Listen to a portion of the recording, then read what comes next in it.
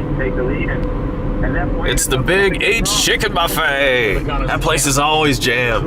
Every time I've come through Eufaula, Alabama, that place has always had a good crowd. Kyle Busch, who've been so dominant this year, but as you climbed into your car, you told your interior mechanic, and I quote, "I'm getting in as a driver, I'm getting out as a champion," end quote. It's a great, great line. How did you know that you had something special in you on Sunday? It is 12:08 local time, Central Time here in Eufaula.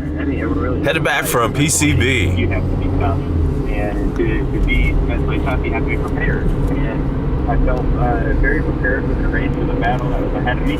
I've been there before, been in these situations plenty. And Thanksgiving is just 2 days away. You have to be successful in it. And I'm off the rest of the week, and I'm off also on Monday. You know, the first time I was in that championship pool, I was, for lack of better words, kind of scared. You don't know what's going to happen. You don't know how, even the whole week, not just the race, how everything's going to be and prepared. So if you've ever driven through Eufaula, you know that we're coming up on some beautiful tree line, with every punch that came our way. or a beautiful tree line neighborhood coming up here on the road. It is on the highway between PCB and Atlanta You know, Joey, when you look at it, last season obviously did not go the way and you into would hope. Gwinnett You County. missed the playoffs altogether, and you finished 17th in points. No driver in the modern era has ever turned it around the way you did. How were you able to turn it around as quickly as you did and go from missing the playoffs to winning the entire thing 1 year later? Yeah, you might say it was a quick turnaround. It felt like a long time. Okay. You know, we came from finishing second in the points in 2016, and then following up. We are on US 431 northbound in downtown Eufaula. We took the elevator down, or more like we jumped off a building down, and it took us a while and to be able to just kind of take a step back, look inward before outward, and find the differences that I need to make as a driver, or what Todd needs to do as a crew chief, what we need to look different in our car, and you start just finding. It's a very mild November afternoon, probably 65. Really, not until the playoffs started. Cloudy skies. Hopefully we don't see any rain on the way back. Again. And when the playoffs started, we started leading more laps. We started winning stages. We started winning races. The next thing you know, you're the champion. You know, so just a crazy. This town has an old, ancient history going back to the Civil War and beyond. Joey Logano's the champ. He joins us for a few more moments. Now, Joey, when you look at your journey to this point, you were competing at such an elite And level, here is the neighborhood. and all eyes have always been on you. You've always been under that microscope. At any point, did the pressure of being the next big thing, the next great driver, ever get to you? Did it bother you? What was it like to deal with that coming up?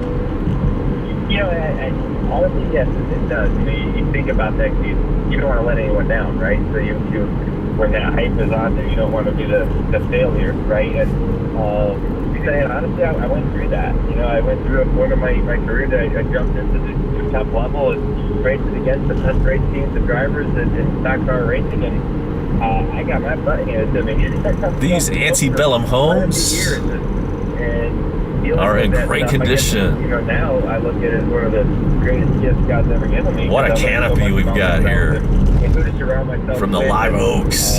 What I need out of a race car, and everything that goes along with those lessons that you learn when you're struggling and trying really hard, and you know, and I think that's just sometimes just the way life goes. And in the moment, it's not fun, but when you just get to the other side, you realize that if it wasn't for that, we'd never be in the situation that we could win a championship. So God has toughed me up over a few years, and now we've been able to do it.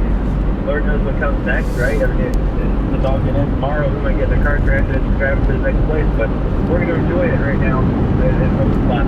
It's got to be sweeter. It's got to be sweeter to go through what you went through to pick yourself back up and get it done. I'll finally ask you this. I don't know if you remember this or not, Joey, but a real good friend of our program, Cruz Pendragon, was a funny car champ. And 3 years ago, I know that you met up with him and they let you warm up his funny car, and those guys still rave about that. Do you remember that? What was it like when you got in that car? Oh, yeah. You know, you know, motorsports, there's so many different disciplines out there. You know, stock car racing, there's drag racing, there's IndyCar, there's so many different, sports cars, all those different things, and to be able to kind of cross-pollinate with each other and see what their world is like compared to ours, and listen about how they prepare and all that.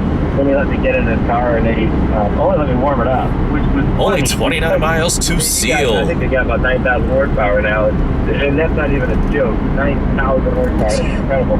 You can imagine that. All right, so that's our cruise through Eufaula. In front of you, so Wasn't it something? He's got that motor sitting in front of him. I'd want it behind me. Much better looking town than Dothan. Let's give it that. Experience, and he taught me a lot about drag racing that day. And Much I was able to nicer. teach him a lot about stock car racing. And he drove my car around the track, and I made the mistake of getting in the passenger. So that means I'm probably close to about halfway through this journey. I should be pulling up That number 9,000 to my apartment. like as an example. Hopefully around 4:30. Hopefully the Atlanta traffic isn't horrible today. Jimmy Johnson had me in the pace car once. Hopefully I can get around this log truck. I thought that was incredible. Like I can't get my head around that number 9,000 horsepower. Oh, that's the feeling. I couldn't imagine this. So we'll see ya back home.